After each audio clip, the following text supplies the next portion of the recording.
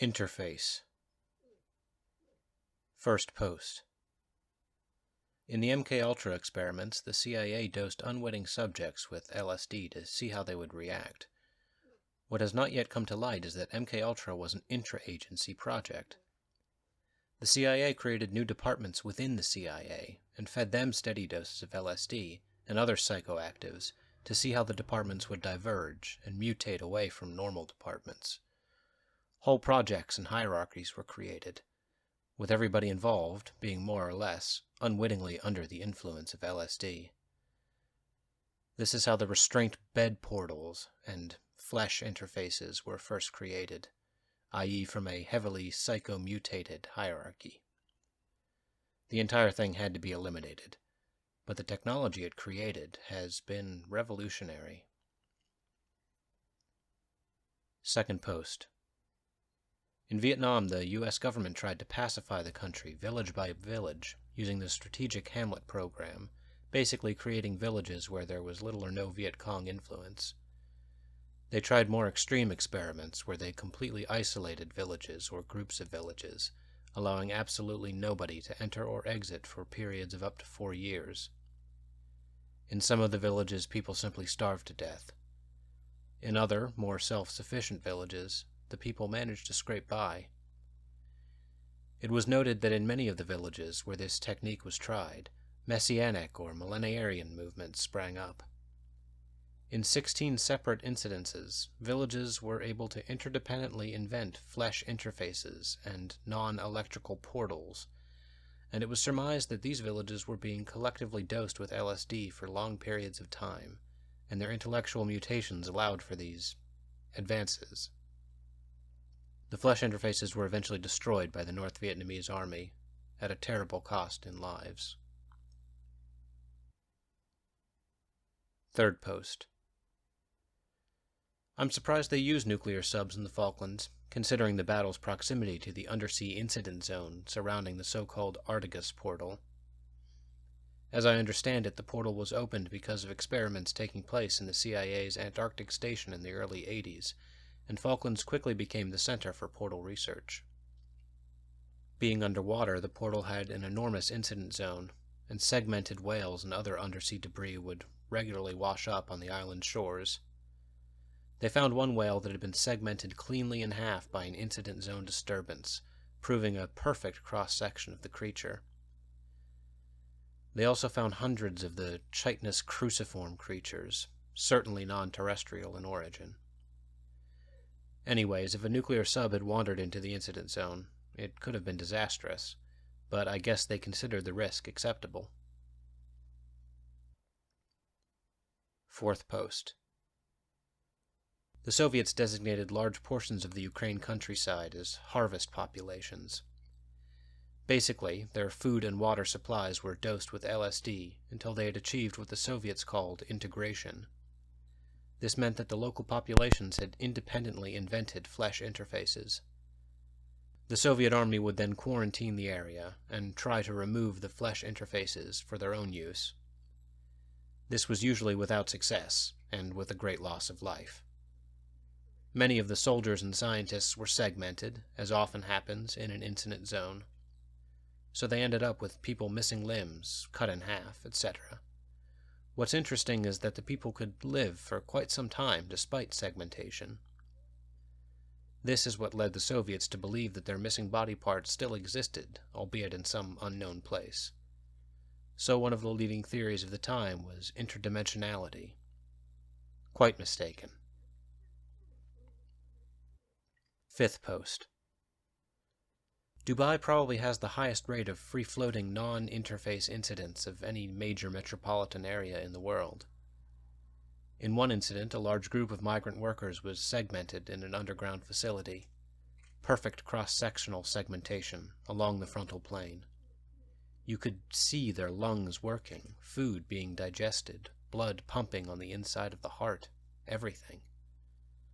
They lived for almost 5 months in this condition. Absolutely fascinating to see in person. There was also a group of school children who were very slightly segmented, just ends of fingers and bits of the calves and such. Hardly fatal wounds, yet they all died within 2 months. Some showed signs of intellectual mutation. There are no known flesh interfaces in Dubai. However, it is surmised that the architecture is actually based on interface geometry and carries some latent interface-like power. Mass segmentations remain one of the most mysterious aspects of the interfaces. They seem to show that the interfaces do indeed concentrate on flesh, living up to their name. Sixth post. We look at Elizabeth Bathory as an example of pre-LSD enlightenment, i.e. somebody seeming to attempt to build a flesh interface before the invention of LSD.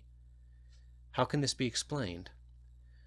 Perhaps she ingested some ergot or some other naturally occurring psychotropic chemical, or perhaps her mind was simply attuned to whatever intellectual processes need to occur to invent a flesh interface. The Book of Revelation is also considered to be a description of a flesh interface, especially the description of New Jerusalem. My problem with this is that it is all speculative. It's like when modern psychologists diagnose historical figures. I'm uncomfortable with this level of speculation. I will always regard the first instance of a flesh interface to have occurred in Treblinka, 1944. The geologic disturbances, partial tunnels, so-called interdimensionality, and wealth of clearly segmented bodies leave no doubt of its existence. The Soviets have documented this. Seventh post. Basically, when you look at the stories of Elizabeth Bathory's behavior, it seems like she is trying to build a flesh interface. But it is known that in order to invent a flesh interface, one must be under the influence of LSD for extended periods. As LSD hadn't been invented during her life, it's probably just a coincidence. Still a tantalizing theory, though. Eighth post.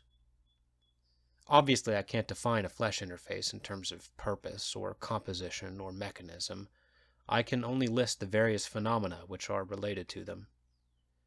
Chief among these is the creation of an incident zone, wherein objects are spontaneously segmented, i.e. parts of the objects simply disappear, yet the objects continue to behave as if the missing parts are still present. Also, you see complex tunnels created in the earth. These have been termed ant farms. In undersea interfaces, you get chitinous cruciform organisms. These sui generis organisms are thought to be the result of evolutionary processes which took place in an environment other than Earth. This is speculation, but in this case I agree with it.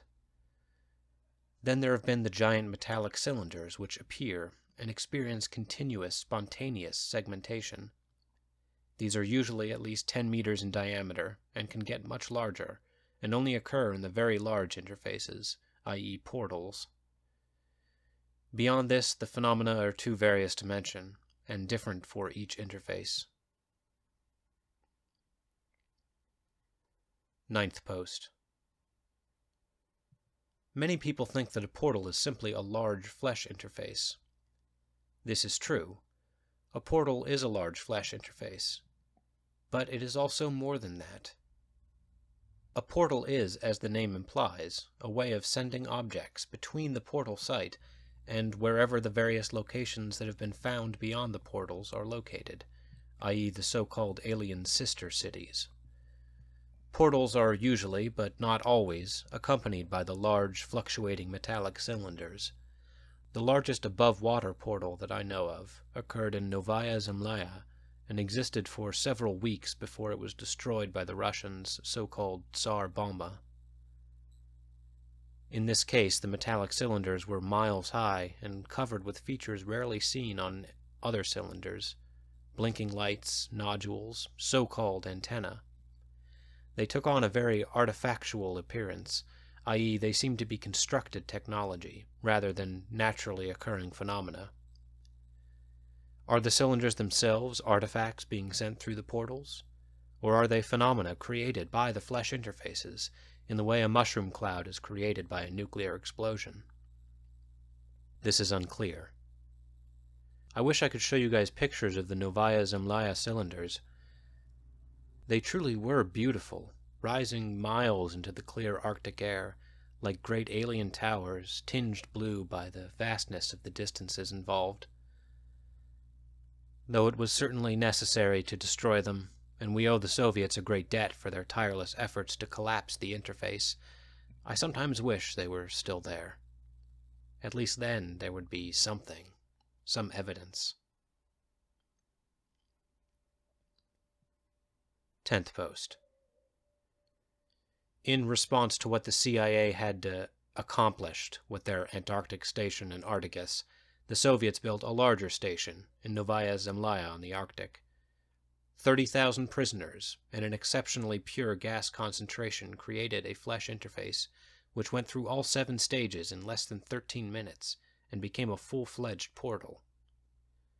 Within a day, the typical fluctuating metallic cylinders were visible, and within 3 days they were extending miles into the sky. The Soviets quickly realized that the portal was growing out of control.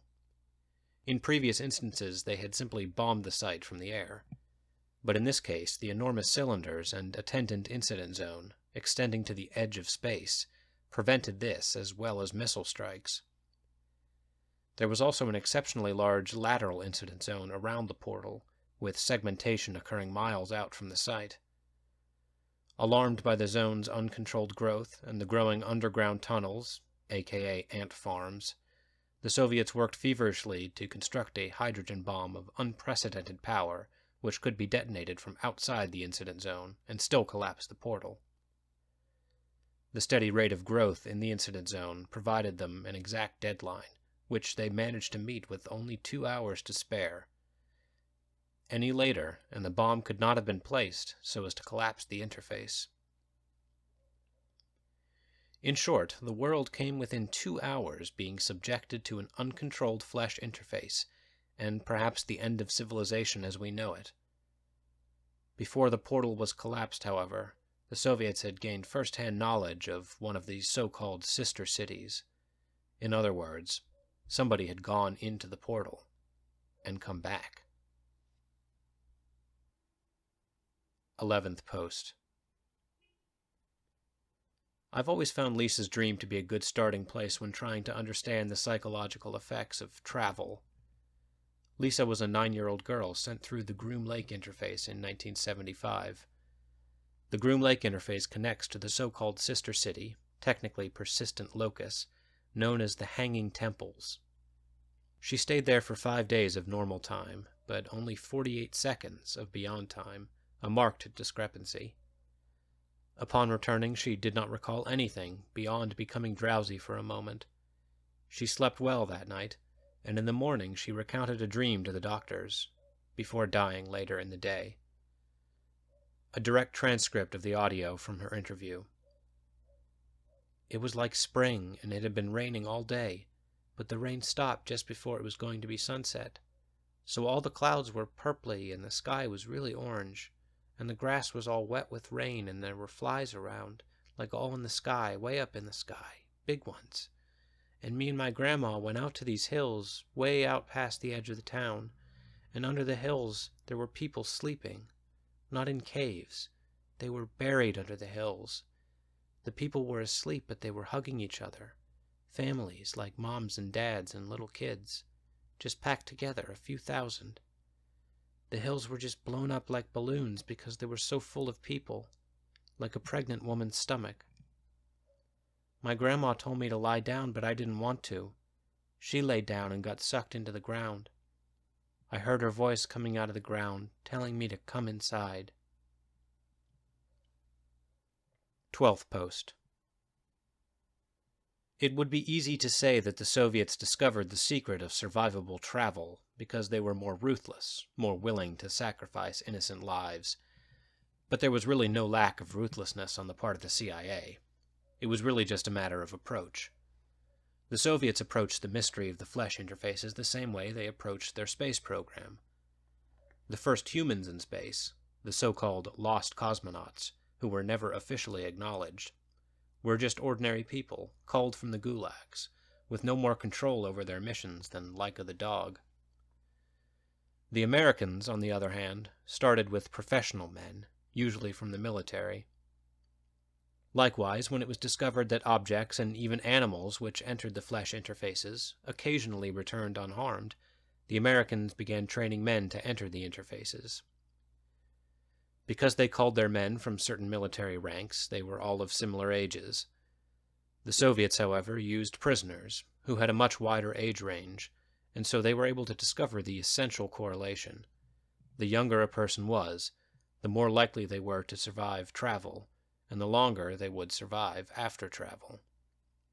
They discovered that 20-somethings were much more likely to survive, albeit in a horribly altered state, than older people. They discovered that people in their early 20s fared better than those in their late 20s. Teenagers fared even better. So, despite all moral compunction, it was really a matter of time before they sent a child through. And it was only after the first round of children went through that they gained any idea of what was on the other side. 13th Post. Until we found the village, we had suspected that the detectors were just props, just toys given to us by the CIA guys to reassure us. Nobody trusted the spooks. 3 days through the jungle and these detectors had not detected a fucking thing. But before we even saw the first hut, the needles on all the detectors started moving in unison. If they were phony toys, it was a cool little special effect. The needles swayed back and forth, and all the little metal boxes let out this spooky woo sound in unison, like a school choir. Very weird. We turned them off. As instructed, we treated every Vietnamese as combatants, and killed them all. There wasn't any resistance, though. A few had weapons, but most were unarmed. None fought back. They didn't even run. They were just sitting around, lazing in the sun, and we shot them when we found them. Grim work. And very weird. That probably spooked us out more than the detectors. It was like they were waiting to die. After clearing the village, we didn't know what to do. So we turned one of the detectors on and wandered around to see what was up. The detector started going nuts around one of the bigger huts in the middle of the village. We had already cleared it, but we went in again. There was a big altar inside, with candles and Buddhas and gold signs with dink writing and shit. We figured maybe one of the Buddha statues was setting the detectors off, but no. The hut was very hot and muggy. Even by the incredibly humid standards of Vietnam, it was incredibly, incredibly humid in there. Even the Buddha statues were sweating. Their faces were literally coated with drops of moisture. Everybody noticed that there was something weird going on with the air. There was something off about the pressure. So we just tossed everything, picked all the shit up and tossed it out of the hut. Sure enough, when we picked up the big platform that held the altar, there was something under it. It was a pit made of flesh, maybe 5 feet across and going down about 20 feet before curving out of sight. When I say made of flesh, I mean it looked like the inside of somebody's throat. Wet, reddish, flesh-looking stuff. We had heard of them building tunnels, but this was... We couldn't really understand what we were looking at. It was breathing. The flesh kind of rippled and this hot air came out, and it felt and smelled just like somebody breathing right on your face. Enough to make you sick. They told us we would know it when we saw it. Well, we saw it, and we knowed it. We radioed in the coordinates and got the fuck out of there. 14th Post. Encasement was certainly not something we were expecting. It really changed our whole perspective on what exactly was occurring. We thought the flesh interfaces were just like pipes that went from one location to another, perhaps extra-dimensionally or by some other magic, but when the first subject came back encased, we realized, for the 1000th time in our dealings with the flesh interfaces, that we were dealing with something really beyond us. That's why I called it magic. They were so far beyond our understanding. It was basically like meddling with some kind of black magic.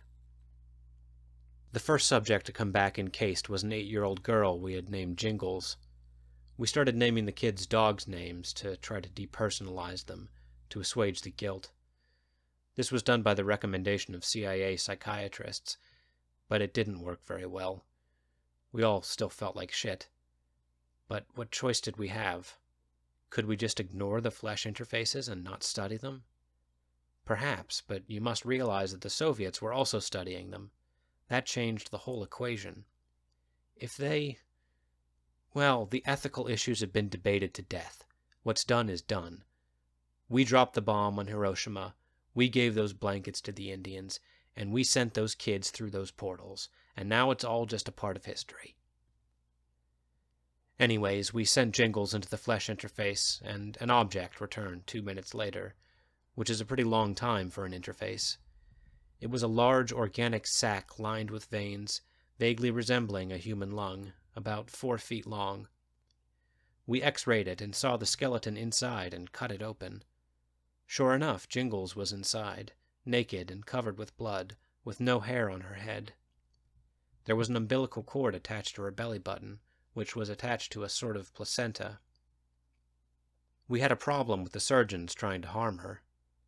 It was later realized that her blood, its blood, the blood from the sac, had high concentrations of an exotic LSD analog. It was getting absorbed through the skin. The placenta was like an LSD factory, pumping out millions of doses. This particular blend made people pretty violent, so we had to put on containment suits. Jingle's skin was flawless, like a newborn's. No wrinkles on the back of her neck, no wrinkles on her palms, except the major ones. She had the form of an 8-year-old girl, but seemed a lot newer. We did MRIs on her bone plates and found they were still highly underdeveloped, as if she was newborn. We wondered, is this really Jingles or some kind of clone? What sort of apparatus could have possibly produced this clone? And why? After a day of observation, she awoke. We weren't sure if her mind was still there. Perhaps she had been wiped clean. So we waited, asking her questions. At first her behavior was like that of an infant, just smiling and gurgling and clasping her hands. It was pretty eerie seeing that kind of behavior from an 8-year-old. Really, it was pretty eerie looking at her at all. Her skin was so pure and glowing. She looked like an absolute angel. Well, anyways. After a while she started babbling, saying little phrases. In a matter of hours she seemed to progress through the various stages of development, her sentence structure and awareness becoming more and more sophisticated. As soon as she could understand sentences, we started questioning her again. Who was she? She said her name. She knew her past. This wasn't just a blank clone. This may or may not have been the original girl, but she seemed to have the same mind as the original. So then we asked her the question that we wanted to know, the question that had plagued us for years, the question that had led us, in the face of all humanity and morality, to send a child into a living apparatus of death. What did you see? What's on the other side? Her expression grew thoughtful. She was such a thoughtful, bright girl. We chose her for her intelligence. So young and bright, and we just threw her. Anyways, she thought about the question, and it seemed then that we would finally get an answer, a real answer. I remember the sense of anticipation in the room. It was like nothing I've ever felt before or since. Remember, I quit the program that day, so I was never able to question another subject. Anyways, she said to us, "Inside the chamber, I started to feel drowsy. Then everything changed, and I knew what I saw. I had seen it before. I said to myself, this is like the room in my Grammy's house, the quiet room." We asked her what she meant by this. She replied with these words, her final words before she simply stopped living and sat there dead with her eyes still on us. She said, "Come unto these yellow sands." 15th Post. In explaining our cruelty, which I admit was beyond scope of all humanity, I feel I must remind you of how we lost the war. We lost the war in the cruelest way imaginable.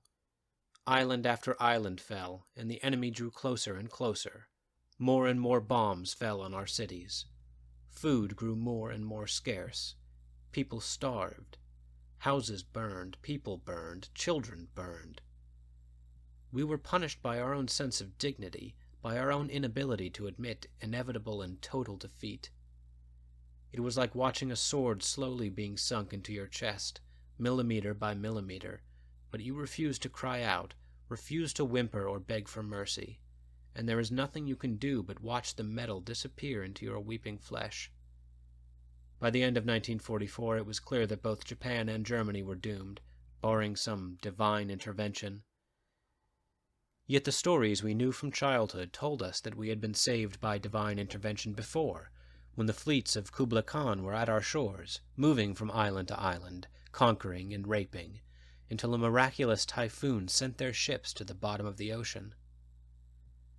Though we were modern men and trained in Western science, we still believed there was some sacred destiny in store for the Japanese people, and we kept an eye out for something, anything which hinted of the divine. Two intriguing pieces of news had come to us via Germany, developments which suggested that perhaps the tide of the war could turn suddenly. Both, however, were ominous. One was that America was developing a superweapon, a bomb which could level entire cities, which used the latent power of the atom, unleashing the very forces which held existence together. We assured ourselves that this was American propaganda, that no such weapon actually existed, but our scientists acknowledged that it was theoretically possible. The second piece of news was more puzzling. It was said that a Swiss scientist had synthesized a chemical which, like the American nuclear technology, could unleash latent forces, this time the forces of the mind. This chemical was said to fuse the various disparate areas of the mind and allow for incredible insights. Apparently, teams working under the influence of this chemical for long periods of time were capable of inventing techniques and devices previously unheard of. By the end of 1944, various high-ranking Germans were slipping out of Germany, like rats from a sinking ship, often trying to fund their escapes by selling various pieces of artwork, technology, intelligence, etc. It was from one of these that we obtained an enormous supply of this wonder chemical, LSD, which was supposed to be secret even from Germany's allies. Along with the chemical, we were given a piece of news which was positively tantalizing, given the position we were in. According to our contact, experiments with LSD had been conducted at the Treblinka extermination camp. A group of prisoners was given the drug for a period of several months, and the results were so impressive that somehow the prisoners were able to convince the camp leaders to take the drug as well. Soon the entire camp hierarchy was taking the drug, and working together on a new device that was some sort of destructive radar, which could bring down planes as easily as ordinary radar found them. It was said to be powerful enough to slice bombers right in half. Of course, we found this piece of news hard to believe. Nazi death camp commanders working side by side with Jewish prisoners to invent a magical radar? It was utterly fantastical. Our good sense told us to ignore it. And yet, how could we? The Americans had already taken back the Philippines. Soon they would take Iwo Jima, then Okinawa, then all the home islands. We were facing the end of the Japanese as a free race, perhaps the end of all Japanese existence. The Germans would have it easy compared to us. Many Americans were German in origin. There was a blood affinity between the countries. This did not exist for us. The Americans would burn our cities and rape our women and enslave us, make us servants, like their Negro. We would be cross-bred with the whites until we had become some degenerate half-castes. Japanese culture would crumble. The stories of our childhoods would be forgotten. We were watching a sword disappear into our hearts, and we were desperate for some kind of divine intervention. So in late 1944, a glass jar of LSD crystals, enough for several million doses, was taken aboard a submarine and slipped under the cover of the sea back to the home islands. We were looking for divine grace. What we found was a hell beyond our darkest dreams of destruction.